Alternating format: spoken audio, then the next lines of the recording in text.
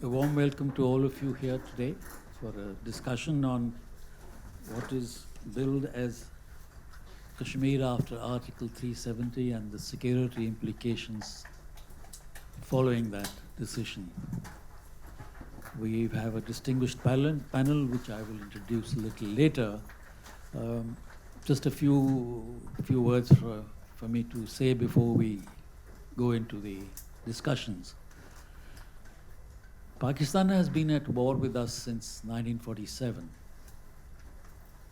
It's like the 30-year war or the 100-year war. It's continuing with breaks. It started the conflict in 47. We had tried idealism till the mid-60s or a little later, some practical realism in 71, back to magnanimity in 72, and a bit of confusion and some mistakes in the 90s, late 80s and 90s. And here we are today. Pakistan took advantage of all this. And even after November 2008, we did not react the way the world expected us to react, or the way many of us thought we would react. The point to remember is that the situation in Kashmir is what has been because of Pakistan's DNA of to be unable to live at peace with us. This would render, peace with India would render, in my opinion, many of their own policies unworkable. And the no war, no peace situation suits their army the best. So it's no use depending on Pakistan to bring peace. We have to do it ourselves. There was change of policy, as we all know, following Uri and Balakot. That was to keep Pakistan, to give Pakistan a lesson or a message. The abrogation of Article 370 is our own internal affair, and I thought it was the best way to do things. Keep it quiet and do it suddenly. Had we gone into discussions and all, it would have never happened.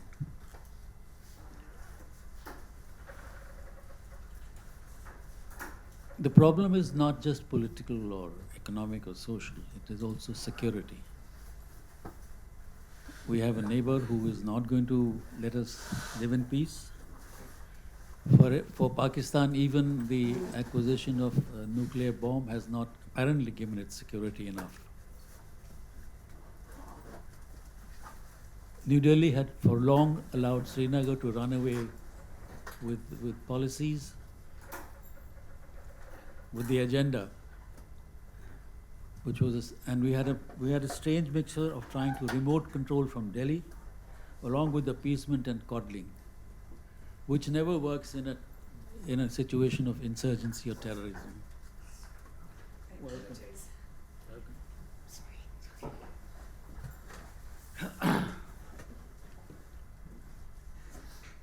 Political ineptitude over the years had allowed the problem to get out of control, requiring paramilitary and military interventions.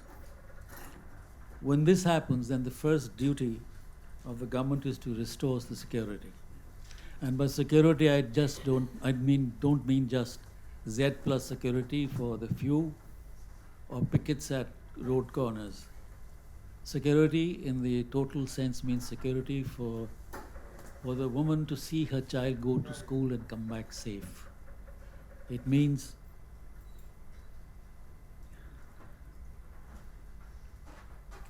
that the shopkeeper should be allowed to open his shops throughout the day.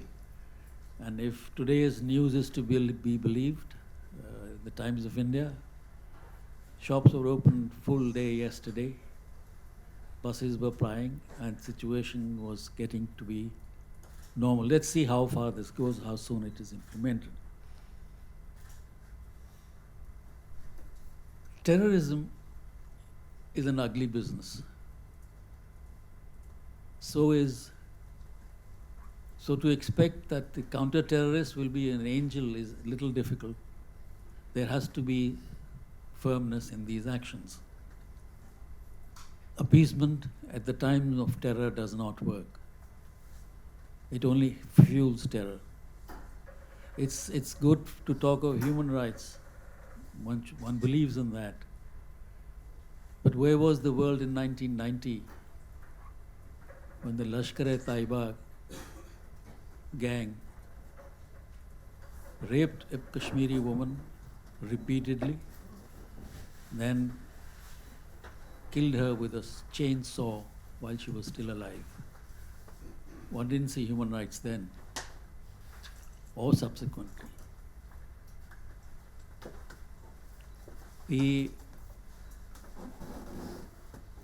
The abrogation of Article 370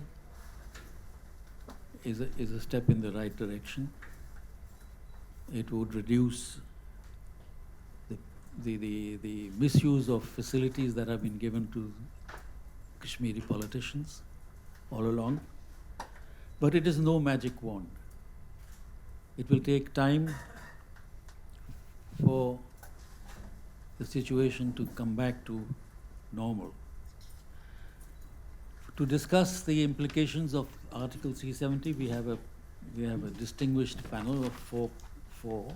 Mr. Nitin Gokhale, he's an authoritative national security and defense analyst, media trainer and multimedia reporter who started his career in 1983. Right? He's authored 6 books, and the latest one is The Gentleman's Spy Master. It's about Mr. R.N. Kao, and we all perhaps know who Mr. Kao was. He is the founder and the leading light behind BharatShakti.in and Strategic News. We have Lieutenant General Subrata Saha, welcome, the former Deputy Chief of Staff, Planning and Systems in the Indian Army. He has operational experience, including being GOC 15 Corps, led all military operations in Kashmir, was GOC Infantry Division in the Strike Corps, Brigade Commander on the line of control in Kashmir. His experience also took him to Assam, Punjab, and the Siachen Glacier. We have Navnita Chadha, Behera, Professor of Political Science at Delhi University. She has written multiple books on Kashmir conflict and has covered extensively as an academic. Her book, Demystifying Kashmir and State Identity and Violence in Jammu and Kashmir, are considered as most definite academic works on the conflict. Then we have Mr. Ahmed Fayyaz, an independent journalist and commentator who has covered Kashmir for 3 decades as a reporter and as an editor. He served as the bureau chief of the Hindu in Srinagar.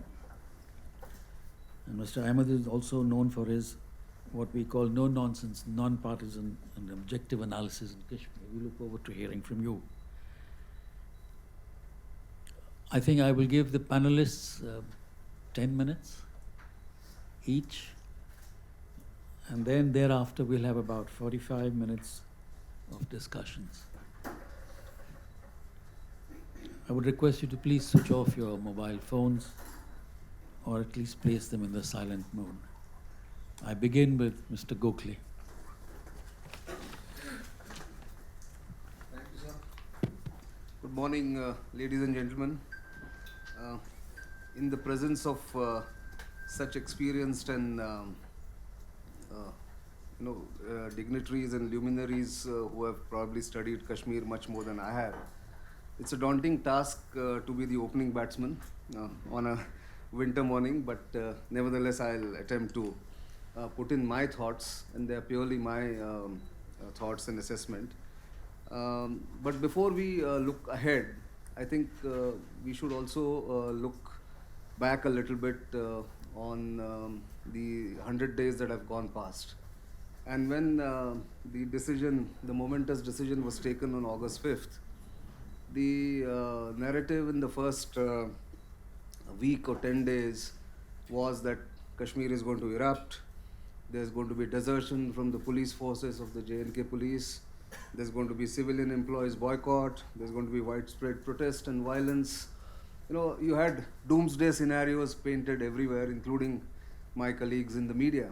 And in fact, we were all thinking that things are going to go back to worse than what it was in 1990 or the early 1990s in J&K or in Kashmir Valley. But because of the meticulous planning and the clampdown that was done in the state of J&K, at least two things have been ensured. One is there is no loss of life, which is a remarkable thing because before 5th August, loss of life was taken for granted. And it was no better than what we have seen for the last 35 years in J&K and especially in the valley. And if you really look at it, because of that clampdown and because of the planning that was done, I mean, there are voices of protest and voices of liberal voices which have said that this is not done. But I don't think the state has the choice to look at what the media, intellectuals, and think tanks think about a particular situation. The state has to look after the security, law and order, and also the right to life of the people. So they took this decision, the central government took the decision to do what they did. And I think you can't deny that right to a government to take a decision in national interest. Right or wrong, you may agree, may not agree with it, but that was the government's decision. And let's compare this situation post-August 5 until now with what happened in similar situations in 2008, 2010, and 2016, just to take three instances. In 2016, with the death of just one so-called commander of one of the local outfits, militant outfits, there was an eruption of violence where more than 73 deaths were reported, 30 of them in the first week in violence and police firing and otherwise of civilians. I'm not talking about security forces, but civilians. There was a huge stone pelting kind of an agitation in 2008 where 100 plus people were killed. And what were the provocations in those years or in those incidents? One was the killing of Burhan Wani in 2016. Before that, there was the land issue of Amarnath Yatra or the Amarnath Shrine Board. So much less provocation in a way compared to the provocation of amending Article 370 or removal of the special status and downgrading the state of J&K. And yet, the cause and the provocation being much higher, there has been no loss of life. Yes, there's loss of, I would say, freedom and liberty, but you have to endure some pain if this has to be implemented. As Mr. Sood said, this was a step in the right direction. Where it will go, we'll have to wait and watch. But because that step was taken and it was decided that it was the step to be taken at the right time, the timing was right. And therefore, the right to life was ensured. And despite the clampdown, mind you, despite the clampdown, the essential services, hospitals, healthcare, sanitation, food supply was not disrupted. One of my friends who's a doctor in the government hospital there, he was telling me that the average attendance or average patients that are being treated every day in OPD, outpatient departments, is close to 60,000 a day, which none of us have seemed to have even looked at it. Because life is not measured by whether killings have happened or not, but by what services are available to the people. So now we see the public transport has come back. Yes, internet is still down. So that's what has happened. Apple trade has been normal, like last year or the year before that. And many have asked this question, that what was the situation earlier and what is the situation now? I think if you really compare the public life or the common people's life, it has really not got affected. Who are the people who have got affected? The people who are in politics, the leaders, and of course those who benefited from what I call the industry of insurgency. I have lived in the Northeast for 23 years, reported from there, and I have seen a similar situation from the early 90s till about beginning of this century, when it became a cottage industry.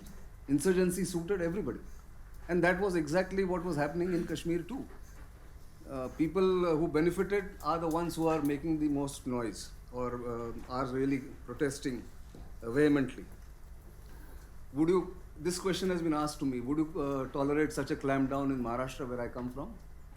Well, I will not, because Maharashtra is not prone to violence, is not prone to insurgency.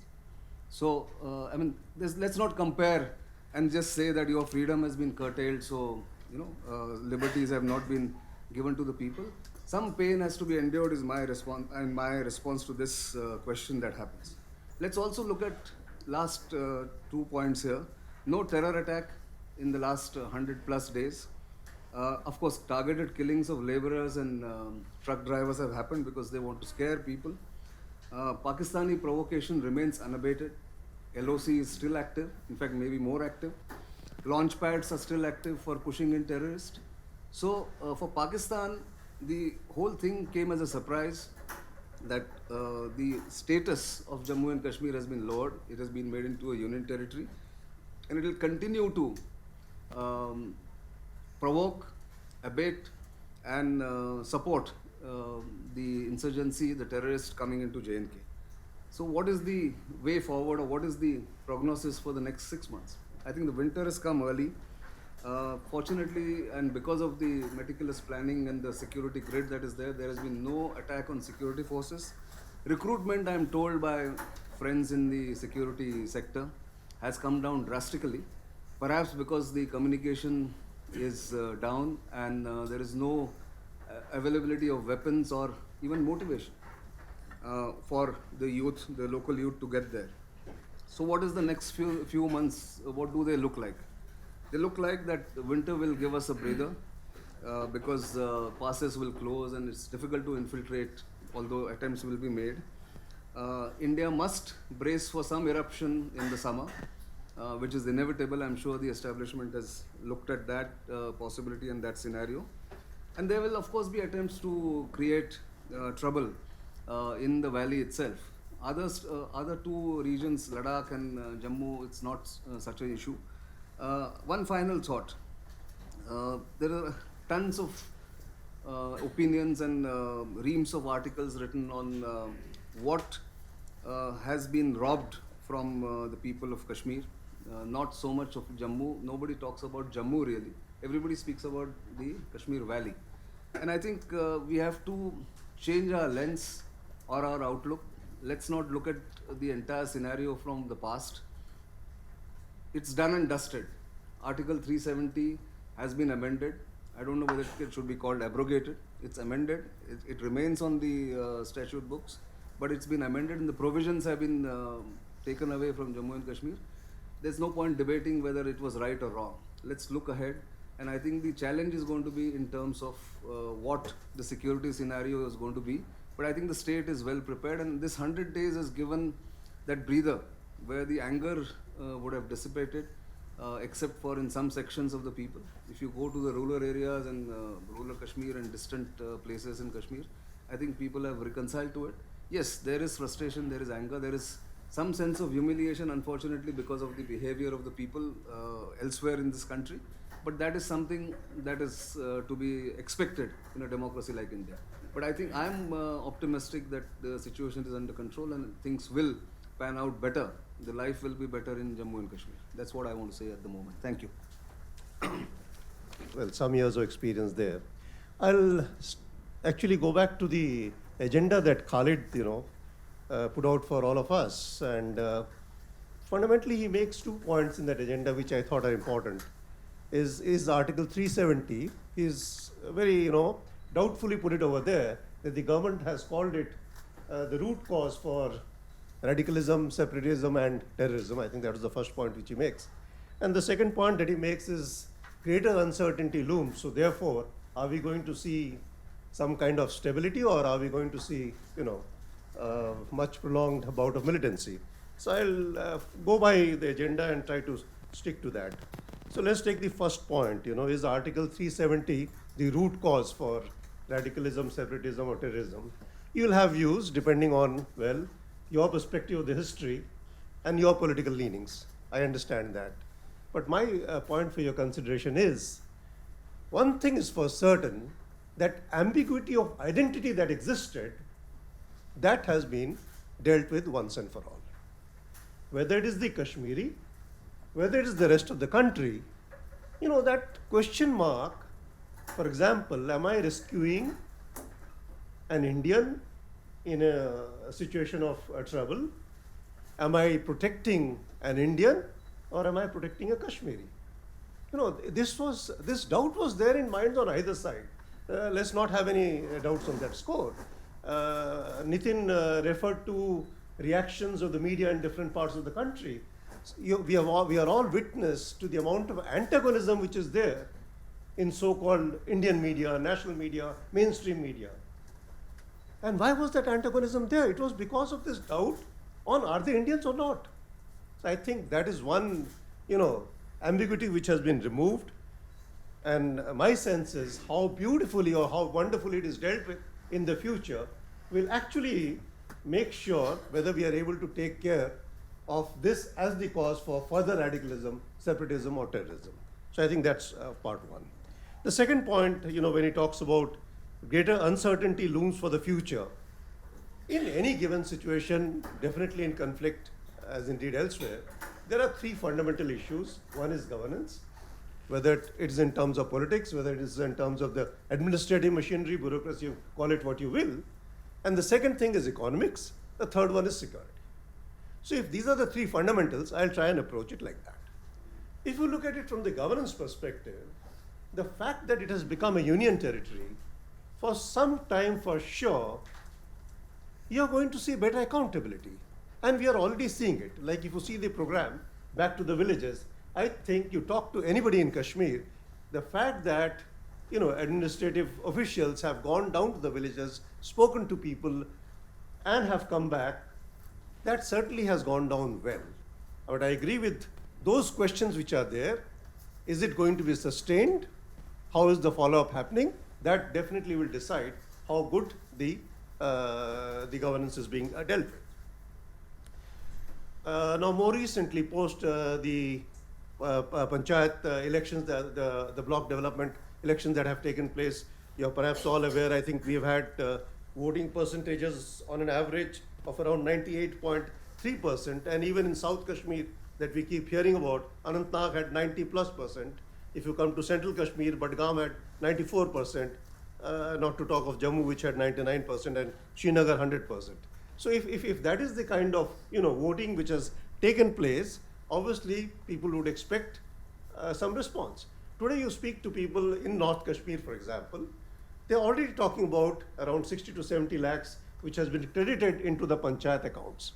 Okay, in some places JCBs have been purchased and you are already seeing them working on the road. So that is the positive side. Now where are the questions coming? That the Sarpanch still has to look for administration officials to sanction their projects. So if that can be done, I see good sustenance and I see a definite positivity coming out of this. If you come down south of Pir Panjal, again you see it is not as if the problem is in Kashmir, even in south of Pir Panjal.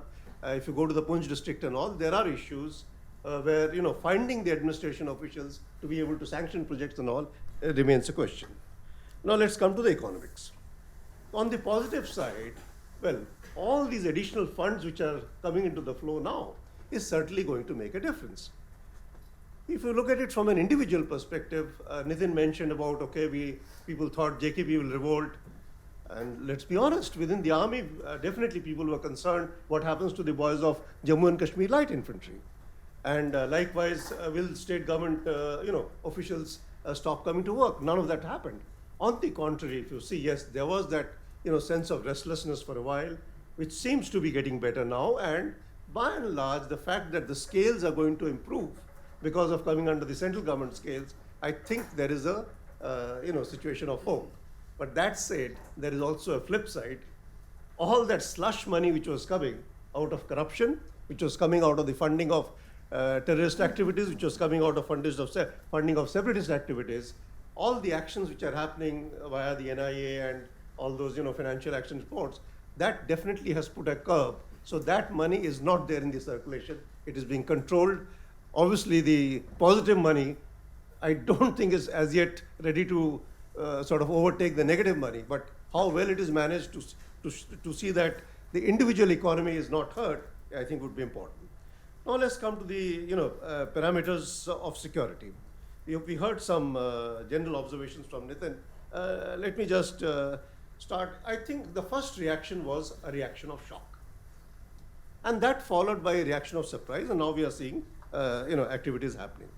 Why was that shock? Because I don't think people knew something is in the offing for sure. It was very much stated in agendas of various political parties and what have you. But why the shock was, I don't think anybody expected all the three things to happen together. A, 370 going, 35 alpha going, and bifurcation into two union territories. That certainly was a shock, followed by, of course, the detention of leaders, clampdown of communications, and what have you. Now, where was the surprise? Even if these restrictions came about, typical, you talk to people, nobody expected that the restriction on communications is going to last so long.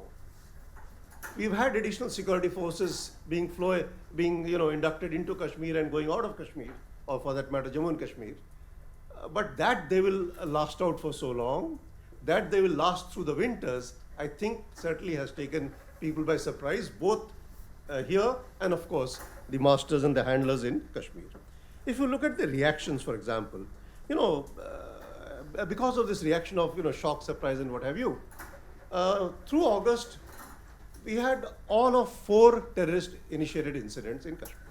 On an average, in 2019, the average has been around 17 incidents per month. In August, it dropped to 4. In September, we had 12. In October, it has gone back to 28.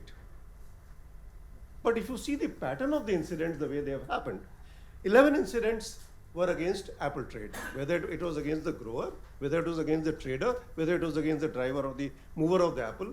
Fundamentally, 11 incidents against apple, 11 against shop owners, 4 incidents against schools and educations, 3 incidents against migrant laborers, and 3 incidents in Tral particularly, where mosques were desecrated, hoping like hell that you'll create some sort of religious problem. Now, the fact that these incidents have all happened against such soft targets obviously does not go down well. It hasn't had any traction, neither has it created any great momentum. On the contrary, I think the leadership, whether it is the terrorist or the separatist, is quite worried if this is working at all. I think it's working very negatively for whosoever is trying to perpetrate it. If you see the pattern of casualties, or for that matter, the targeting that has happened in the casualties, there were 2 incidents which are against the army, no casualties. 2 incidents against the JKP, 1 JK police non-fatal. 7 incidents against the CAPF, 10 non-fatal. Civilians, 39 incidents, I mentioned the way they were. 16 fatal, 79 non-fatal. Nobody is going to tolerate, whether it is the terrorists doing it or whosoever is doing it, nobody is going to tolerate it. There is bound to be a backlash, and that backlash, I think, in the overall mathematics, adds to it positively. A point of caution here, if you see the incidents against the CAPF, out of the 7, majority has been against additional forces that have got inducted. For those who have served in Kashmir are aware of it. Additional forces, when they come in, it takes a while for them to get oriented, and build their equations. At the end of the day, people may agree with me or disagree with me. The ground situation is, ultimately, the places, the locals in an area relate to the RR as their own, because when the avalanche happens, when the flood happens, when a disaster happens, it is these guys who come to the rescue. At the end of it, normally that does stand, and it's under compulsions of operations, interruptions with operations, that the local population gets against them. Very quickly on Pakistan, people have spoken about it. We are all witnessing the massive propaganda effort, a lot of money and what have you. Well, one is, of course, to get the international attention into Kashmir, but equally, I think it is to detract attention from their own internal issues, whether it is political, whether it is economic, whether it is the effects of FATF and what have you. And somewhere, I think there is a deep frustration at the helplessness because of the hollowness of the rhetoric of Kashmir Banega Pakistan. That has been completely, has been sorted, I think. And somewhere, I think, there is also, I think, one of the former generals of Pakistan Army said it on television, his anger at the Indian Kashmiri, to quote him, is saying it is marriage as usual. He's surprised that in Srinagar, weddings are happening as if nothing has happened. So that is the kind of hurt and frustration. And if that is not enough, I think you look at the kind of protests that are happening in POK today. I mean, if you see the videos which are circulating even this morning, some amazing, protests. So I think Pakistan is now worried as how do they manage their own stuff. Let's come to the terrorist leadership. Forget about LET and JEM, because in any case they speak for Pakistan primarily. I will talk about Sayyid Salahuddin and look at his dilemma, and it is coming out in his utterances, directly or indirectly. Because if he has to toe the Pakistani line on supporting the terrorist, he is very clear that he is going to lose control, because it is going to shift away from the independence movement of Kashmir to Islamic Jihad. If it shifts to Islamic Jihad, who is Salahuddin? I mean, he has no relevance. So look at the dilemma in his mind. If he has to push for more recruitment, Nitin said that recruitment has come down. He is quite conscious that if he has to push for more recruitment, today the recruitment is inspired by the caliphate. It is not inspired by independence for Kashmir. So therefore, I think abrogation of Article 370 has taken the complete wind out of the logic of whether it is separatist leadership or the Pakistani, their handlers, or the terrorist leadership. Okay, so no surprise that Sayyid Salahuddin is on record. He's on record to have said that let Pakistan army do everything in its might to solve the problem, because he knows that business as usual can't happen. If you look at Sayyid Ali Shah Gilani, look at his statement. He's saying Pakistan army, by the way, should abrogate everything starting from the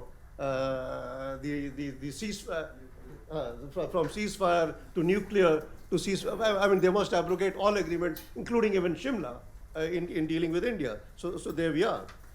And even otherwise, you see, apart from what is happening in NIA and the financial actions, the enforcement direction, the ED enforcement directorate, actions for taking custody of properties of some of the terrorist leaders and their relatives, like Ghulam Nabi Khan, Amin Khan and all, I think that is also having the impact.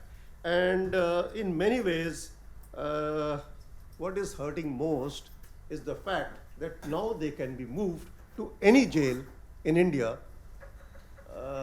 So that comfort, that you will be in Baramulla or Srinagar or at best Jammu, that comfort has been taken out. So that, I think, is putting the fear of the God in that. So now, well, time does not allow us to go into the China factor, but let's not forget, today in India, from a security perspective, whether it is Kashmir, whether it is anything else, China is a big player. So therefore, I think China must be something that we should be concerned about, and we can talk more about it in the Q&A if you wish. Let's quickly come to some people's concern. Everybody is talking about the internet. Yeah, it is a problem. Sure, so 1 minute. Second thing is, there is this fear, that outsiders will come and grab the land. There is this fear that our children will have to compete with smarter kids, and in the process, they might lose jobs. Certainly, that is a concern. But we all know it isn't happening. The Confederation of Indian Industry had announced an industry program in Srinagar in the month of October. Did it happen? The point is, people are not going to suddenly start investing and buying land over there. It is a long, long process. So many industrial areas in so many parts of the country are lying idle, aren't they? So I don't think this is such a cause for concern, and those who have the ability to do it, they need to go into it. Very quickly on the emotional part of it, well, so far, every election, and I was the GOC over there when we had the largest voter turnout in October, November of 2014. Every election has happened on what? It has happened on separatist issues. It has happened on special status. It has happened on AFSPA, stuff like that. So now from the mainstream politician, that comfort story has been taken away, because nobody has ever spoken about development. Nobody has spoken about economics. So now this comfort story, apart from the perks and privileges, everything seems to be going. Very quickly now on the line of control. Line of control is hot. It is clearly an expression of Pakistan's frustration. When they're not being able to, finger with the hinterland, the frustration is coming out on the line of control. Infiltration has dropped. As I look at it, for two reasons. A, it is becoming difficult for Pakistan to coordinate the infiltration for want of communication, the networks being controlled as they are. Second, to some extent, the local support which was being given in the reception areas and all to help the infiltration, even that has been curbed very strongly because the political patronage of the local support has gone away. If the political patronage has gone away, the JKP is able to function. And if they're able to function, the infiltration is getting affected. Almost the same story with the counter-terrorist operations in the hinterland, for sure, because the communications are controlled. The tech hint that was coming, that has been reduced to a trickle. Because the tech hint has come reduced to a trickle, it is definitely a challenge that the security forces are facing today. But the plus side is, well, the positive side is the JKP is being able to function better, and the OGW, who also enjoy political patronage, under control. I think I'll stop here. There were some recommendations that I have, which I'll say for the Q&A. Thank you. Excellent comments. Well, the first opening batsmen have given us a very positive note to go forward, and now I request Navnita Behera for her comments. Thank you, Sood, and thank you for giving me this opportunity. I want to say at the outset, my apologies for walking in a little late. I apologize for unknown daily traffic conditions. And B, I just want to say it at the outset that I have been studying Kashmir as an academic for almost about 30 years. First, I went to Kashmir in 1993, when you could not literally walk on the streets after 7 p.m. It used to be like a pin drop silence. So whatever inputs I'm sharing, I do acutely realize, and I'm going to state it at the outset, probably going to be in the minority opinion. And but as an academic, I cherish the liberty of being able to offer a longer duty perspective, and I hold that dear. So it is in that spirit that I offer what I have to say. I also, I think, did take my cue from Khalid's brief in terms of laying out certain cautions just to orient one's thoughts. And the answers, I must say, I come up with are very different. I look at all three issues that he raised, 370 being projected as a root cause of separatism, radicalization, and terrorism differently. I don't put them all in one bracket because I think each is has its own dynamic, and there are overlaps, but not necessarily one extends automatically to the other one. And the only one common answer I have for all three is that I, in my academic reading or in my considered opinion, the assumption that Article 370 was a root cause of separatism, radicalization, and terrorism are all incorrect. I want to just state that out up front there. I think the wrong diagnosis is there because separatism, I think we would be doing ourselves a huge injustice, and I'm not saying only to people of Kashmir, but to people of India, to not recognize that root cause of separatism was the failure of India's democratic institutions in Kashmir. We made a series of errors beginning from 50s, 60s, 70s, majorly in 80s, of not upholding the democratic ethos that was upheld in the rest of the country. Jammu and Kashmir was put in a separate category where the democracy was always, to my mind, sacrificed at the altar of the national interest. And I think the separatism roots, if we want to go into roots of understanding separatism, that's where you trace the roots back to, by not upholding the democracy over there. And radicalization, again, in terms of I'm taking the roots seriously, I think it's been a cynical politicization of identities for electoral ends by one and all, by national political parties ranging from Congress to BJP, by regional political parties ranging from National Conference to PDP. Every single political party in Jammu and Kashmir has used politicization of identities for deepening their electoral purposes, and in the process they have deepened the communal divides. The regional and religious divides have been caused by deliberate political actions to seek political ends. And it has happened over a period of decades. So for us to start talking about saying that only 370 was the root cause of all that, I think we would be ending up with misleading answers. And the third one, the terrorism, is something that I agree that terrorism as a phenomenon, and I differentiate it from political violence in general, is a phenomenon that is more traceable back to 90s and the last 2.5 decades. And you cannot understand the phenomenon of terrorism without looking at the role of Pakistan. There has been a continuous pipeline of arms, of trained cadre, of support to the militant cadre that has sustained the terrorism as a phenomenon in Jammu and Kashmir.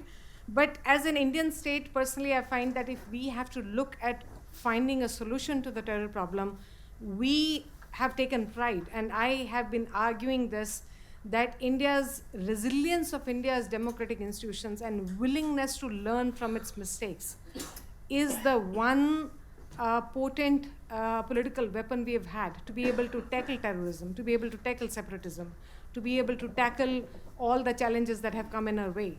Our willingness to learn from mistakes. That's where I differentiate Indian strategy in Kashmir from Pakistan in two ways. Pakistan has always tried to grab Kashmir militarily and failed utterly. They've tried everything. They've tried from proxy wars to conventional wars to the nuclear threats. They've tried every rule in the book. They've failed everywhere. To my mind, India always succeeded because we had a deep political strategy. And that's what worries me. This move of abrogation of Article 370, I read it as, it's too early to say, but I read it as a sign of moving away from our political strategy. Which way it is going to go, I think is too early to predict, but that's where I'll stop. In terms of the political handling, the one thing is that coercive strategy. I think India's counterinsurgency doctrine and actual practical strategies in different parts of the country, from Punjab to Northeast to Kashmir and elsewhere, has taught us that coercive strategy pays dividends which are necessary but not sufficient. That is needed against the likes of, for example, Lashkar-e-Toiba and Jaish-e-Mohammed, who basically are going down that path as an end in itself. They do not seek a negotiated path. They do not seek a resolution in any ways that would be amenable or within the parameters of Indian Constitution. So to those kind of groups, only coercive strategy can be a way out to tackle that challenge, to my mind. But I differentiate between those and those who would have been alienated from the Indian state and picked up the arms along the way. Because I think those who resorted to political violence, actually people of Jammu and Kashmir themselves had sent the message loud and clear that violence doesn't pay. And over the last 2 decades, we have seen them retracting their way back from the path of the gun to the path of electoral democracy, elections, gaining credence over there. We've, I think, missed a lot of window of opportunities over last almost about 15 years. I think if you were to look at the track record in terms of popular participation in elections, both state assembly elections, panchayat elections, national elections, I think the graph was continuously improving till about 3 or 4 years back when the violence again started making its way back. I just want to use the rest of 4 minutes or 5 minutes to looking at the future. This is one case where, as an academic, I would be happy to be proven wrong because I think it would work in our, in our national interest. But I worry by this move, and the reasons I will just lay out 3 reasons why I worry. One is I believe this move is abrogation of Article 370 or amending of Article 370 is going to become a cause of deepening of the alienation. And I am not talking about people only in Jammu and only in the valley, although primarily we are looking at the valley.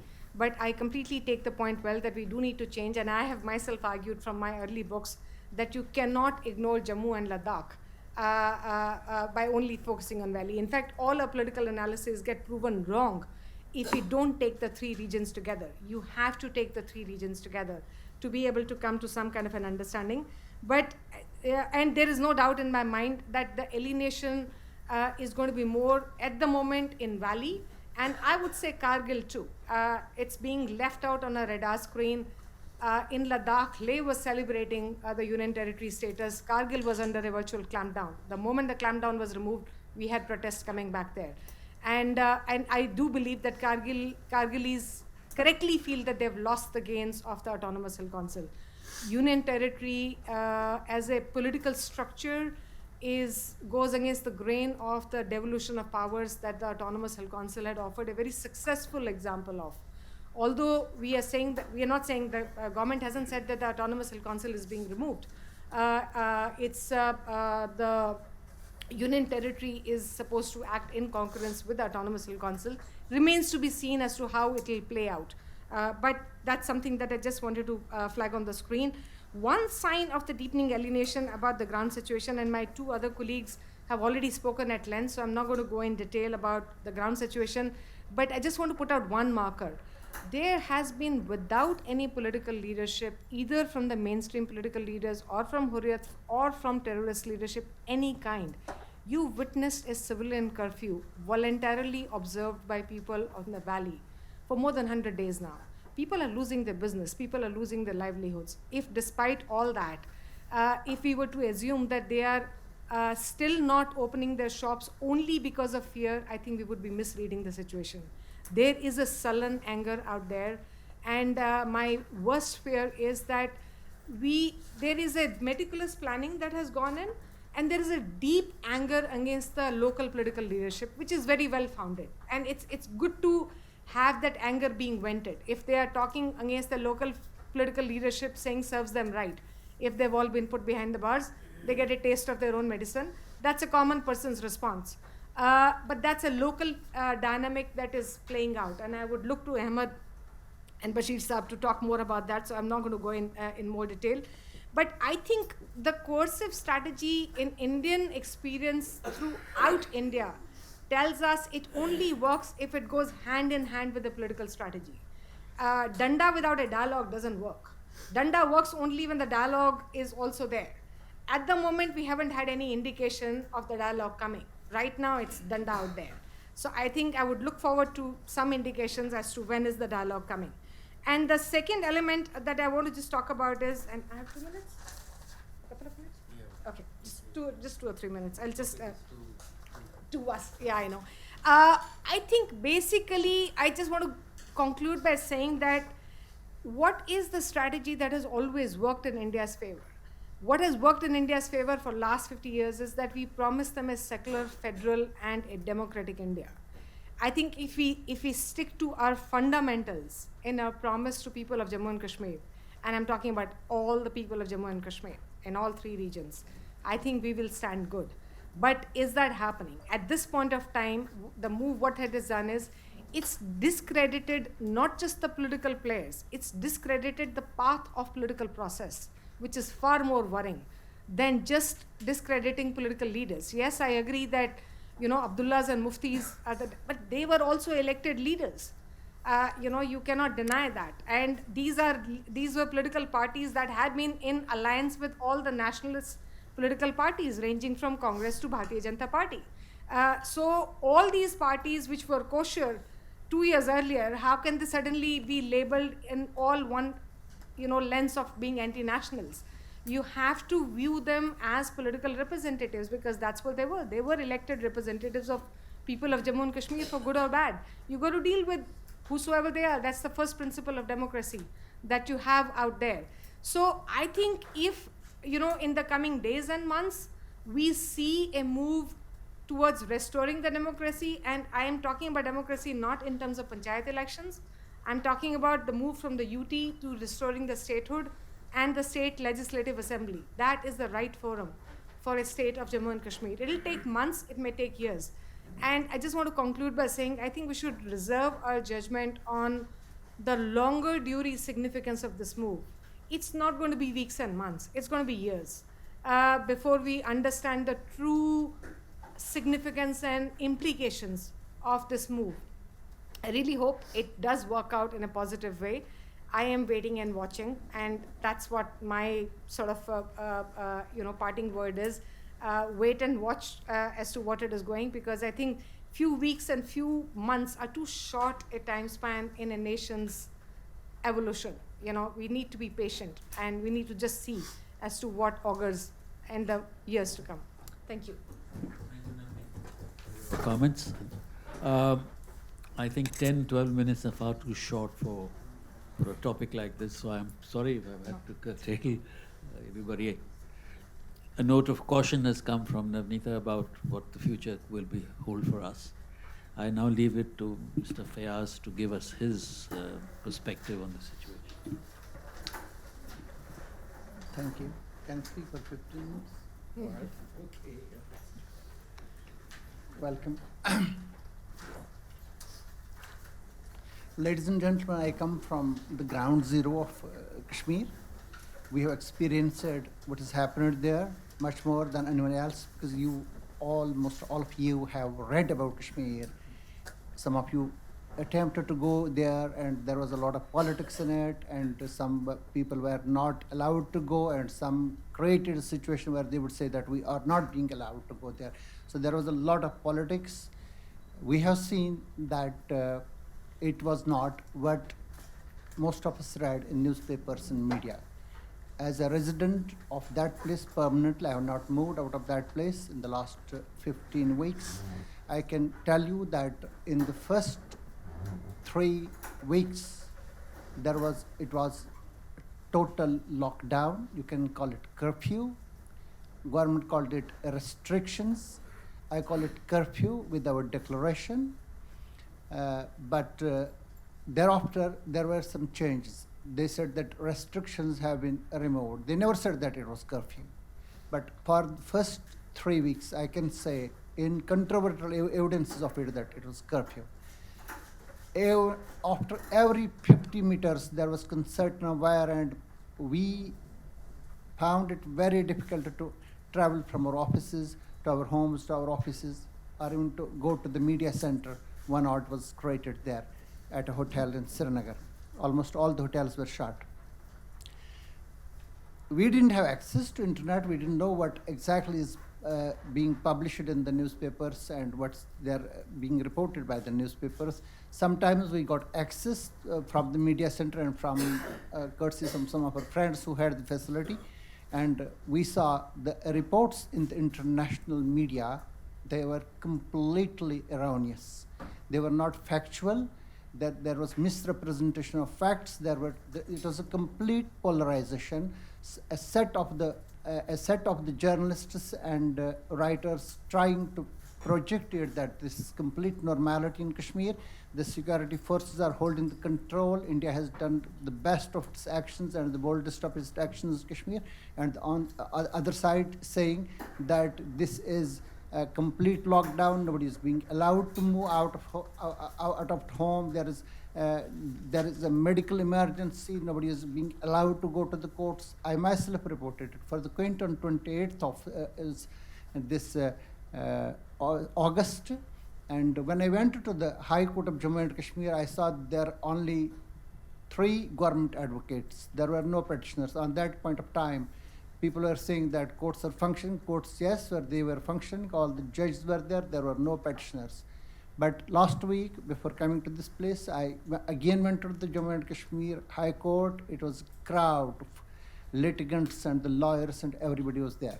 So what was being projected is that I said that there was a total polarization. In between, you saw 2 congressional hearings in the United States of America. I saw both of them.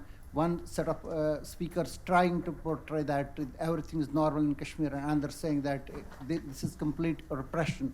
The reality lies somewhere in between. But that is about the media. I can say without fear of contradiction that India has experienced the worst of its hammering of the last 72 years in the international media, and it has been a completely disastrous handling. So this perception, which has gone out to the outside world, is that everybody in Kashmir has been suppressed, everybody is up in arms. Everybody wants to throw the stones. They want to protest against it because they have lost the dignity. They have lost everything they had been guaranteed by the Constitution of India. It's a fact that there are sections of the people who are there are different sentiments in Kashmir. Definitely, a little going back to 1990, we can say that unambiguously things were clear in the year 1990 that it was more than 95% of the population was against India. There was complete alienation. Everybody wanted to separate from India, whether they would go for a sovereign state or Pakistan. That was not the matter. So that situation was there. It has undergone different phases, and we have experienced it and reported all of these phases in the last many years. I am not here to give the official statistics and to prove the point that everything is every honky door in Kashmir, and this has been done. My indicators of normality, in fact, are different from those of the government of India. I don't go by the statistics whether there are 2 militants or 2,000 militants. I have seen in the year 90 to 95 there were 4,000 militants, streets teeming. I have seen militants marching on the streets. But the situation we have there, we have only 200 to 250 militants today, but the fear is much more than we used to have in 1990. It is because of the it's not because of the fear of security forces today. It's because of different fears, including the fears from the stone pelters, including the fears from the militants, because incidents have happened. So you call it lockdown, you call it civil curfew, you call it whatever. As a resident of Kashmir, I can tell you that I didn't open my shop because I felt that somebody will come and he will throw a stone, and somebody will come and he will shoot me. I don't know who is that somebody. Everybody knows that. So this is what I told you about this situation. So, but before going to this Article 370, I would go a little back, because we need to see how this all develops. We have seen everybody from the government of India bashing Pakistan, holding it responsible for this thing and that thing. Pakistan will do that. India has separated in 1971. They will never be their friends. And everybody here laboring under the conception that Pakistan will become a friend one day, I think is mistaken. So they will be there. So what is there for the government of India? Will they go for a war with Pakistan? Obviously not, because both are nuclear countries. They will not go. But there is another dimension which has not been talked about much, and that dimension is how the government of India has itself perpetuated and sustained an ecosystem for militancy, which is now turning into deadly terrorism. Now, in the last 5 years, we have seen ISIS flags there in Kashmir. I'm not the one who is saying that now this is completely taken over by ISIS, but I'm saying that if the situation continues like this, one day you may see this situation. So I would like to analyze, with your permission, I'll take some minutes. I would go back to 1990. So in 90, it was a clear-cut policy. We would not approve it. It was a catch-and-kill policy. They established the Special Operations Group. There were human rights violations. There was everything. But after we saw that on the other side, there were also certain changes. In the year 1990, many of the people in Kashmir thought that they took the militants as their messiahs. They thought that they are freedom fighters, but there were mistakes from that side also. And there were disillusionments beginning from the killing of Mushirul Haq in 1990 and Mirwais Maulvi Farooq. Then they trained their guns on their own people. There was one after another incident. I can count in 1991, burning of the Islamic Library at Hazratbal. In 1993, it was the desecration of Hazratbal from 16th October to 16th of November for 1 full month, complete desecration of Hazratbal Shrine. In 1994, June, killing of Qazi Nisar, that created the first anti-Pakistan demonstration in Kashmir.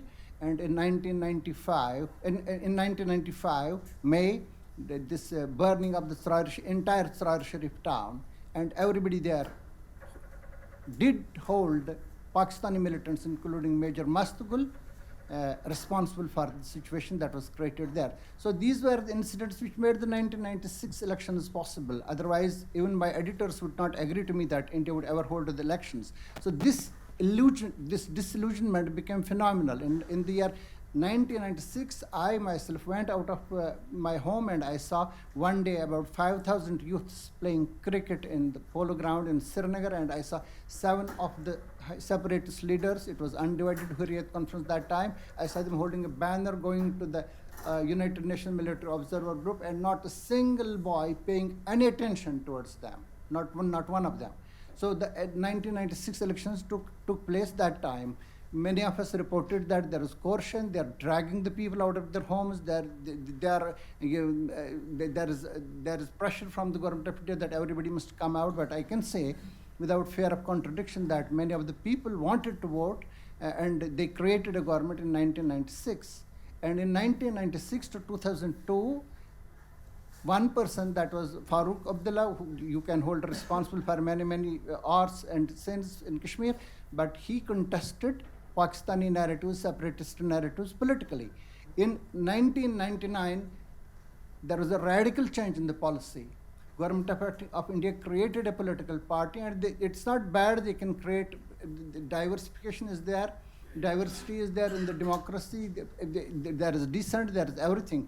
But they created a political party with the permission that they can adopt the election symbol of Sayyid Salahuddin as their symbol, and they were allowed to, they were encouraged to adopt green as their flag.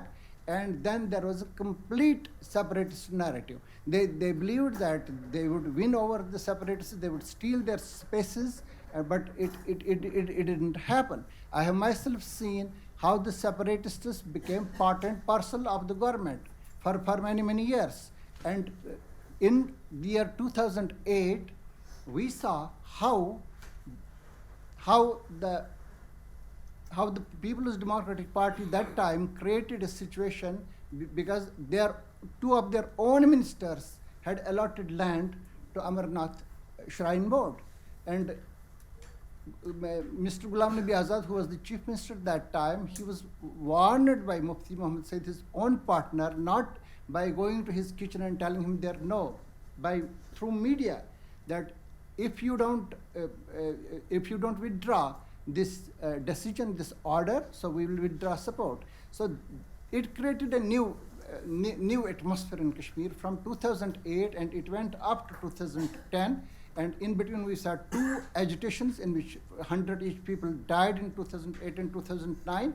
But after 2011, there was again, even after the 2008 agitation, we saw 17 lakh and 17.51 lakh Kashmiris exercising their right to franchise. They participated in the elections, they created a government. And again, after the 2010 elections, the Kashmiris went to the panchayat elections, and it was 80 to 90% the turnout was there. And in the year 2014, Kashmir gave India the best of its elections, free and fair elections, and the best elections of the best participation in 2014. But what happened after 2015? The Bharatiya Janata Party became part of the coalition with the People's Democratic Party. So at the face, it was a BJP-PDP coalition, but at its other side, we could see that it was a coalition of the Hizbul Mujahideen and RSS. It was a coalition of the Jamaat Islami and the PDP. So they people got every accommodation, and I can count 100 incidents where the separatist leaders got their own kith and kin accommodated in government jobs, and they took everything from the government, and they created their own space. Officers were asking me, why should we be against India? We should be with them. So we will have the both worlds. So that was the ecosystem they created, and in this ecosystem, Mr. Umar Abdullah forced Dr. Farooq Abdullah to change his course, and Dr. Farooq Abdullah in July 2016, I think, in July 2017, issued a statement that the Kashmiris should not forget the sacrifice of the youths. The youths, the militants, who themselves had killed more than 3,000 National Conference workers. So it all changed. When Shah Faisal also entered the politics, he also thought that I should adopt the same course. This became phenomenal, this India bashing and being softer to Pakistan, being softer to militants, to everything, but they discovered a huge vested interest in this whole game, and it all failed. It all failed. Its ultimate end was the killing of Shujat Bukhari, when Mehbooba Mufti was saying that there should be ceasefire, ceasefire, ceasefire. It all failed. That was a failure of the policy. But my point is that rather than bashing Pakistan and holding Pakistan responsible for it, India must go for an introspection within itself. They must not make mistake after mistake. This withdrawal, this abrogation of Article 3.7 can also prove to be a mistake, but it can also prove to be otherwise if they do not sustain this ecosystem in which the other side, without surrendering to the, without real reconciling to the new reality, geopolitical realities in Kashmir, becomes part and parcel, and they hold it this way. So I think that there has to be a realization of the mistakes which the government of India has done, and I can't essentially say that this was a mistake. It can prove to be a mistake if this is handled badly, but it can prove to be good if the government of India lets the people of Kashmir create a new political system. I believe that even the existing politicians who would undoubtedly have failed in the last 5 years, they can also have a role in it, but the lines have to be drawn. They have to be drawn that this is your domain.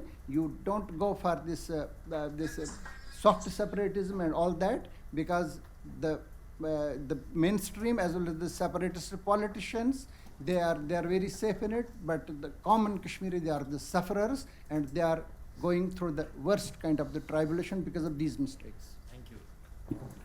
Thank you very much, Mr. Fayyaz, for your comments. We had two positive presentations earlier, a note of caution, and Mr. Fayyaz has said that this could work out well if we handle our future as we should. We are running a bit behind time, and Sushant is already glaring at me. So, so is Khalid. So it's okay. I'll face that. However, 10 minutes of grace time is allowed. so we have those 10 minutes of grace time, which means we'll go up to 11:40. Half an hour for quick Q&A. I would request kindly keep your questions as questions, and let the speaker or the person you address the query to, let him or her give their perspective on that. Please identify yourselves. It helps us to create our records. And may I have hands raised of those who want to ask questions? There's nobody at the back. I was hoping to start from there, but never mind. So I'll start from my left. We are a left-hand drive. Anyone from this side? Mr. Pasha, please. Please, would you address it to the person you want to ask the question, or is it just a general question? Okay. Sorry, this is A.K. Pasha from JNU. Except two speakers, the second and the last, who made passing a reference to China and the United States, I'm curious to know whether this issue has become internationalized. We had the informal UN Security Council debate, we had the UN Human Rights Council, then the United States, UK, Germany, Turkey, Malaysia, and others.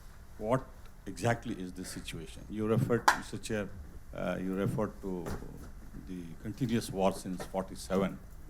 I'm curious to know who were the countries behind Pakistan who sustained this interest in Kashmir through Pakistan, whether the West or the Arab countries, etc. Thank you.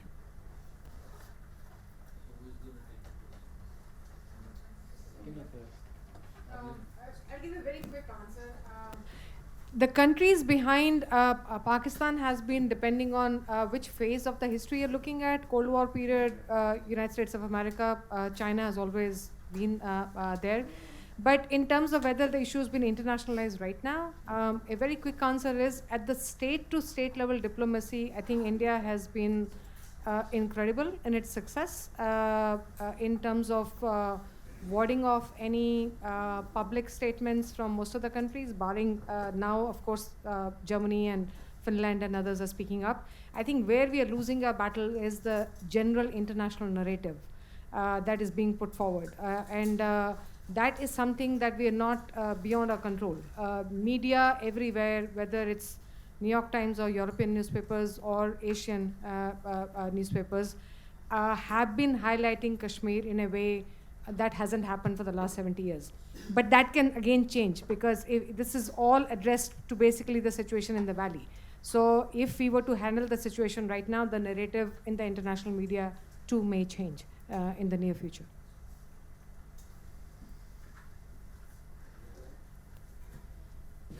You know, with reference to China, one is of course the important concern that you highlight about internationalization. I think we need to be more concerned about the larger context of India, China, and China overall. The fact is, we are lagging behind China in every which way. Okay, and the, call it military, call it political, call it economic occupation of Pakistan that is happening, by China, in a situation, in such a bordering state, can you afford to maintain a tenuous relation like what we have maintained for 70 plus years? So that's the first question mark. We all get so concerned about those ghost villages in Uttarakhand, on the border, because people have come down elsewhere for work. We are worried about ghost villages, and how come we are not concerned about villages occupied by people who are not necessarily loyal or alienated to you or alienated with you? So I think we need to be looking at China from that perspective as well.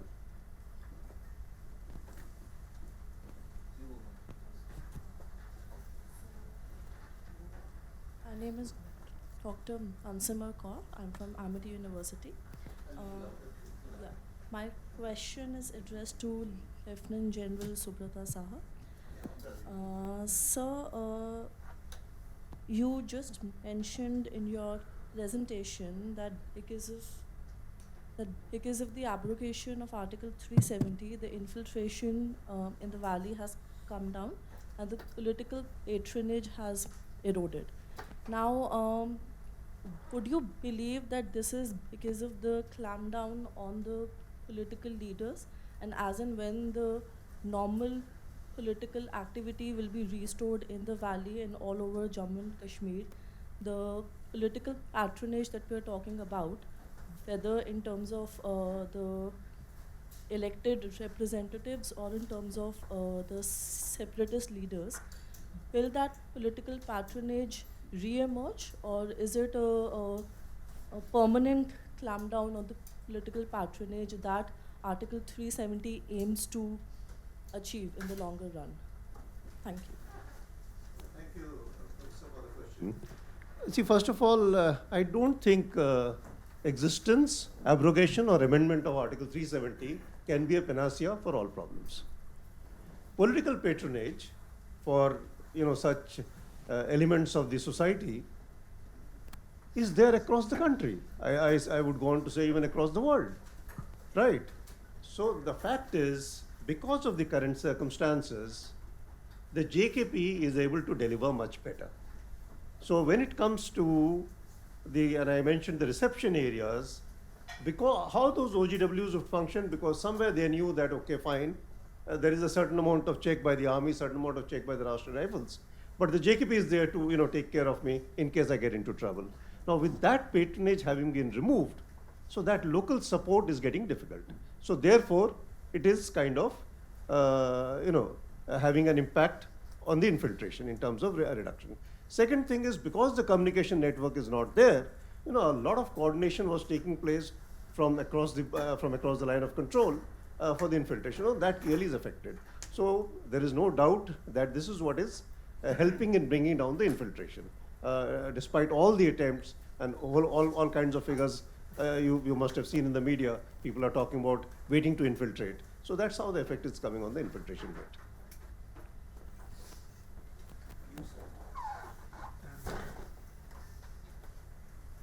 Okay, I'm Rupesh. I'm from IITA. Basically, my question is to Mr. Fayyaz and for the entire panel. You mentioned that when you, in August, you shot 50 meters, every 50 meters there was a concertina coil, and therefore the security presence was probably more intrusive into your personal life. But you also had that situation where 250 of militants and the stone pelters are creating fear, where you can't open a shop.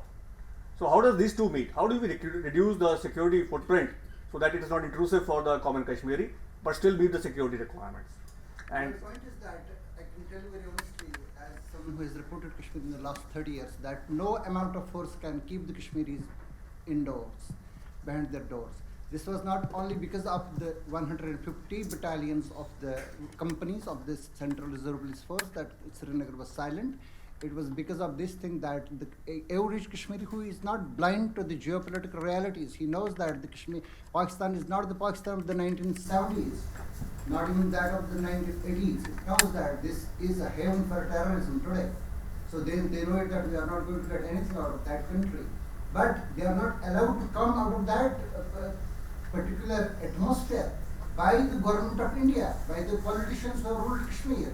So it is because of this thing that the people of Kashmir, they were silent about it. They were not in outside, different to the people who say that given the chance they will come out on the streets. The security forces were there for 24 hours, 24/7 for 3 weeks. Thereafter they were not. In downtown Srinagar, I myself saw that after 30 or 35 days, there were no security forces for the night.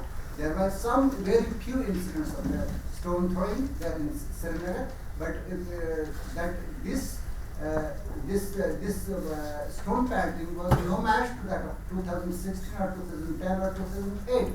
It was absolutely not. The people of Kashmir knew it very well that government of India has shut the door for Pakistan because of the abrogation of 370, and they are its international dimension has now changed. They know it very well that it's not that the international pressure will not be that kind of when the European Union came in 2004 and they said that Kashmir is the largest jail on earth. It's completely different from that. They know that Pakistan is alone. Nobody is without. China has its own interest in it. But so the people of Kashmir, they are not going on a suicidal path. My point is that they are not being to come out of that. So definitely there was fear. People thought that if we open the shops, nobody issued a call. There was not a call for video conference. In fact, the people were not in a position to give a call for that. There was not a call even from militants, and no newspapers in Srinagar now published the statements from the militants. So it was, I can't say that it was voluntary, but fear was all pervaded. I mean, everybody, once it reduces the shops open, the commercial vehicles play on the roads, you will start seeing the latest videos. Who has first done that? Now, my point is that the government of India must not essentially portray it as a victory of the security force that the Jammu and Kashmir police. We have done it. Jammu and Kashmir police has done nothing. We asked for the Jammu and Kashmir police to please approach the shopkeepers and give them an increased sense of security among them so that they open the shops. They said that this is not our job. The result is that for 3 months, nobody opened the shop. So it's not the success for the Jammu and Kashmir police or the security forces. I think that this is a natural course. I'm not pessimistic about the whole thing. Some of us are. They think that we have lost everything. I have had arguments with my own colleagues. They say that we have lost dignity. We have lost our state flag.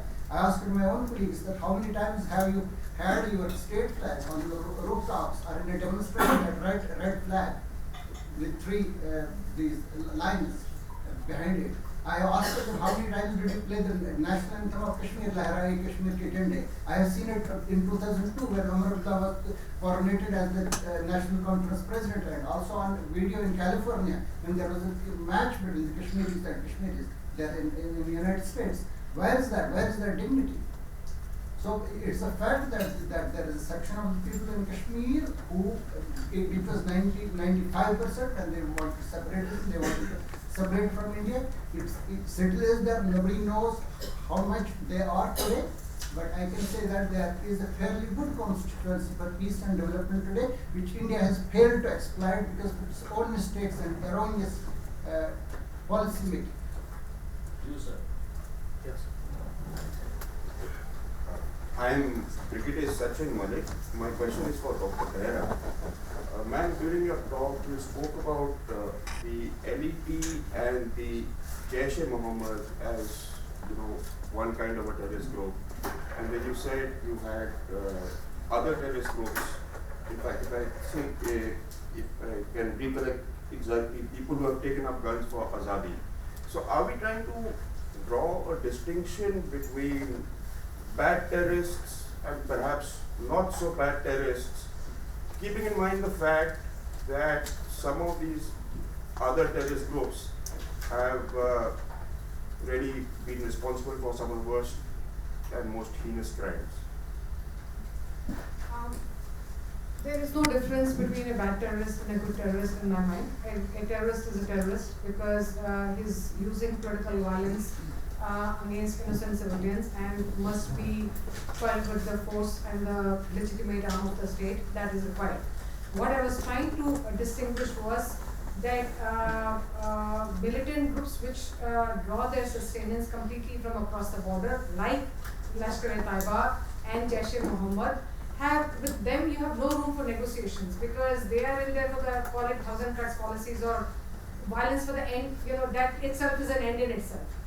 I am differentiating it from your local youth, including the kinds of Baran Mani, who took up violence because they felt that the path to the democratic path to the state participation was sort of blocked way back in '87 or once again. These are youth, I think, that with the help of correct policy measures, you can actually bring them back to the mainstream, and a political strategy and a mix of, call it, how should I put it, socio-economic, political measures need to be adopted rather than a pure coercive strategy in itself. So there needs to be a differentiated approach. In fact, Indian government has used that. I mean, if you look at from 1990, JKLA versus Hizbul versus Harkat-ul Mujahideen, Lashkar-e-Taiba, we've already always reached out to the moderates in the hope that you can wean them away from the path of violence. Give up the gun and we are willing to talk. That has been the consistent stand. I'm just saying that stand has merit. It's paid as dividends in the past and we should not abandon that path. Can I just add, Chair? I'm not trying to, take sides here. The point, Sachin, we have to also consider, apart from what the professor has brought out. At the end of the day, Hizbul Mujahideen is concerned about their influence on the local population. Lashkar-e-Taiba and Jaish-e-Mohammed don't give a damn on their influence on the Kashmiri population. I think that's a fundamental distinction that we got to, keep in mind, especially as you take up higher assignments there when you're dealing with them. I'm General Kamal Dawar. My question is actually to the member of the National Security Advisory Board in particular. Now, notwithstanding, slightly varying opinions among the four panelists, I think all of you have said something which is, I would say, bordering on the optimistic and thus encouraging for all of us Indians, including Kashmiris. What I'm saying is that, everybody says at the end of the day, wait and watch, wait and watch. But I'm sure the government of India has taken a momentous decision after a much thought of a great conceived strategy and all, and now Article 370 is history. Now, how do we move forward? Like everybody says, wait and watch, wait and watch. What is there to wait and watch? And get more international program against us. So the answer is, why are you all not thinking or removing all the restrictions?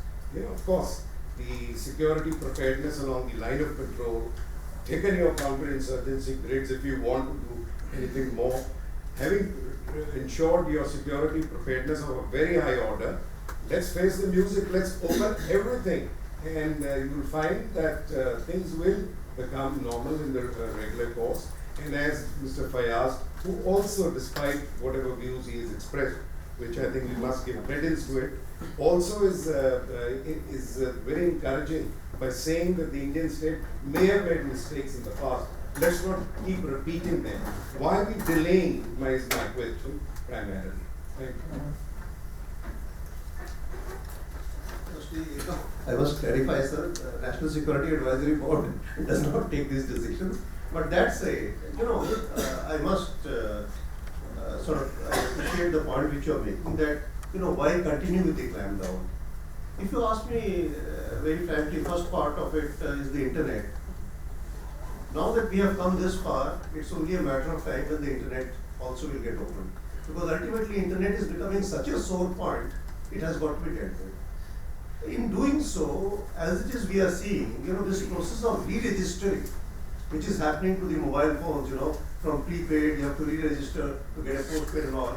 If you ask me very frankly, and the merit of what you are saying, there is an advantage over here because in this process what will happen is you can transition from a clamp down to a control. Because if everybody has to re-register the mobile, now we don't have any more of those unknown mobile numbers. So if the process is handled well, I think there is an opportunity even in opening it up with the re-registering being executed well. The second point, which is partially linked to what you say, is about the third-party visits. I think it is high time that this, visits are opened up, and I'm not saying that you behave like a, typical military mind, get your tank straight into the bullseye. No, it can start. Like J&K is all about Ladakh, Jammu, and that. You can start, by addressing areas which are in the periphery, and then, entering at the heart. And I think opening it up to third-party visits will also take care of some of the concerns which some speakers and question have also tried to address. You see, barring these known separatists, any IS agents, any known Pakistani agents, and just release the political leaders. What's so great about it? What will you think Farooqullah will lead a march in Lal Chowk or something? Just release them. Okay, here I am trying to give an analyzed response rather than an informed response, so to speak. The fact of the matter is, several speakers have already brought it out. There is an element of frustration with the current leadership, right? Now, can an alternative leadership be created overnight? The answer is no. No matter how many of these elections you go through. So therefore, I think some amount of negotiation is definitely happening to see how many of those can be weaned into the to come along with the larger objectives that the nation is trying to achieve. Just tell Farooqullah, you can take all posts beyond. Everything will be all Go to the next question. Yes, please. No. Thank you, Chair. I am Colonel Bhatia, still in service. So I'll ask anyone and everyone but for General Saha, because we don't want a security kind of answer. I'm looking at you, Ahmed sir, more than anyone else, and of course then towards ma'am. So what is the next step as far as we can look at assimilation of POK and Gilgit-Baltistan as a Kashmiri? What do you feel is the next step? We agree that there is no military solution, or we are not going to fight and wrest it back from there. But what do you feel by being a Kashmiri and a son of soil, as to what should be the steps which we must take other than the military to assimilate POK and Gilgit-Baltistan, so that the best of the steps would be. No, I have another take to the question. And the other one is that it is high time that we carry out a census and a delimitation exercise, so that the political heft which the valley, especially north of Pir Panjal, has is reduced, and the kind of a dispensation is aligned more to the actual demographic changes which have happened in the valley. So what is the ground situation or the feeling on the political kind of delimitation exercise which should be undertaken? We have to be very clear about certain things, including this one, that nobody in Kashmir is dying for assimilation of the POK with Kashmir. There is a sentiment for separation, there is a sentiment for accession to Pakistan, because Pakistan is a theocratic state created out of the situation better in 1947. Kashmir is still having 68% of the population Muslims in Kashmir. It's on its border. So it is there. This religion is a factor, absolutely. But I told you that in 1970s there was a lot of there was a remarkable pro-Pakistan sentiment when Sheikh Abdullah retirement to the election in 1975. I remember I was in young school at that time. Zulfikar Ali Bhutto called for a shutdown in Kashmir, and the shutdown was total for a day. But 3 days later, when Sheikh Abdullah entered Srinagar, I was myself again there. I had gone to a bookstore to purchase a books for public school, and I saw, oh, it's in this school. It's completely packed with Lal Chowk, giving a hero's welcome to Sheikh Hussain, Sheikh Navnita. And from 1975 to 1982, there was not a single voice other than the Supreme Mohammed in favor of Pakistan or Azadi. So Dilli Shagirani, all of the Democratic people were the members of the legislative council. They were asking for the daily videos and transfers of their own loyalists in the government. Nobody was there for this Azadi other than one person, Supreme Mohammed, who had seated this, who had registered this Sheikh Abdullah as president. And you can't show me a single instance of demonstration from 1975 to 1982 when Sheikh Abdullah died, and everybody knows that more than 1 million people participated in this funeral procession. So the situation is different from that. In 1980s, yes, there was alienation. Farooq Abdullah failed in his governance, and there was a political vacuum. It was filled by Pakistan that time. So in 90, it was everybody was for Pakistan. Yahan ka chalega Nizami Mustafa, Pakistan se rishta ka la ilaha illallah. They wanted separation from India. So independent Kashmir or Pakistan, that was a different question. But over the years, things have changed. In the last 30 years, things have changed. You have to factor in all these changes. And in today's world, I can say, as a Kashmir, I can say that there is no possibility of POK's assimilation into India because they are both nuclear powers, and it's not so easy like going to Balakot and throwing some bombs there. So it is very difficult. One day, I believe that this LOC will become an international border. Now I will tell you that how this sentiment was perpetuated by the rulers themselves. The ministers of the ruling People's Democratic Party, they said that there should be cross-LOC trade and cross-LOC travel, and then the currency of India and currency of Pakistan. I saw ministers gathering youngsters in the Broadway Hotel of Srinagar and telling them that we must have for this anti-India sentiment as part of our Iman. The same people who ruled Kashmir later on, and they people created an atmosphere where they became ministers. So I'm saying that the best of the solution would be to turn it into an international border and forget about it. Very quickly, I agree basically with what Fayyaz is saying. I don't see any possibility of an assimilation happening. In fact, the longing for linkages is more on the Kargil side because of Skardu route. If that was to happen, not least in the valley. And across, I'll just say in one sentence, across mainstream political parties, historically, contemporarily, there's no love lost between two parts. So there is no even desire as such. What they were looking for was for the separated families to be able to meet more easily, if that was possible, but the buck stops there. On the question of delimitation exercise, it is true, the delimitation exercise in Jammu and Kashmir was long overdue, and I wish this has happened long ago. Now, I personally, I would be concerned if you do the delimitation exercise from the point of view of the UT as a division, and later on what the Home Minister himself has said in the Parliament that statehood might be restored, whether the delimitation would then hold, has significant implications. And of course it has political implications too. And I think that is something to be borne in mind. And one last factor within Jammu when you do delimitation, the areas that got largely underrepresented are actually the Muslim areas. Doda, Rajouri, Punch, not so much the Katwa, Jammu belt. So one needs to keep that in mind. Right, we've got 2 minutes and we've got two questions. First, Prakash, half a minute for the question. Thank you, Chair, for your generosity. My name is Vishnu Prakash. I am a former ambassador.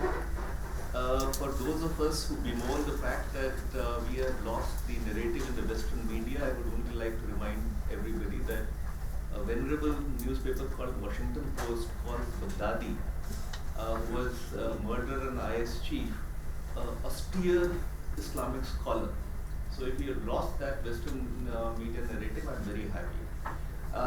Now, to the panelists, I have just one question. That sure, Pakistan has been doing what Pakistan does best, but certainly there is a lot wanting on our part. For 70 years, we have been an on-off approach to the Kashmir issue. What is it that we should not do this time? I mean, we keep on talking about what we should do and then we forget about it. But what is it that the panelists would recommend the government of India should not do? Thank you, Chair. 39 seconds. Let me ask my question at the same time. Save time. No, I think I have been a bit name and lost the narrative somewhere. My question is very simple.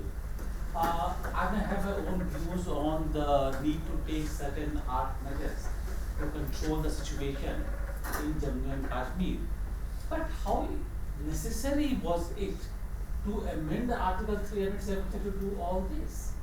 All this could have been done without any amendment to the article. This is what I think. And what I would want to have a response from you, since you are a political scientist, do you think it's necessary? This is a difficult one, but let me try a very quick response. A quick answer from my side is it was not necessary to do what is being done in Kashmir. It was perhaps necessary to do what is being done in India. And I will leave it there. In terms of what to do, I would say... What not to do? No, what to do. You said we focus too much on what not to do. Okay. Don't block off the democratic path of people's representation. And do not assume, as other people have said, that you can create an alternative leadership overnight. This is a very patient, long-taking process, and you have to deal with what you have. That's what democracy is all about. You deal with what is there on the floor. Alternative leadership, what's wrong with the present leadership? Personally, I agree with you. Good with the present leadership of India. They should also change. I am saying that we have to work with whatever is there. That's what I'm saying. That whatever leaders are there, you cannot create political leaders for people. You have to let people choose their political leaders who serve those right. I can say that the government of India should no more hold the Kashmiri leaders in detention. The government of India should not demonize the Kashmiris. There are stone pelters, there are militants who are a municipal minority. But people in the government of India, as well as on the television channels and in media, have been projected every Kashmir as a stone pelter, every Kashmir as a terrorist, which is a big problem, and this gulf has been created phenomenally in the last 4 or 5 years. And I believe that there was a patronage to it from the government of India itself, because it serves their own vested interest. This created an atmosphere. Had it not been there, I think that this Article 370 would have been very difficult to remove.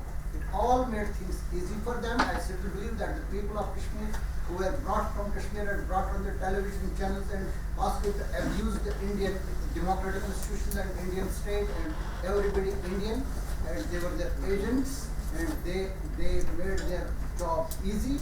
This should not have happened. They could have done it very clearly, unambiguously, drawn the lines, told the people of Kashmir that no, there is no room for Pakistan and no room for Azadi. We can go along with you people, but they did not do it. They created a particular set of circumstances which served their purpose, and because this was in their agenda to abrogate Article 370, and this was accomplished. Last word. Just one sentence I want to say, that don't portray this whole Article 370 removal of it and the status of JNK being downgraded as a victory or loss for anybody. Don't humiliate the Kashmiri people in the way that has been done in some of our media channels. Despite being a media person formally, I want to say that is a harmful thing that is happening, and that I think should be stopped. One, and what not to do, as Ambassador Vishnu Prakash said, is don't bother about what others are thinking. Go by what India's national interest is. Right. Thank you very much, ladies and gentlemen.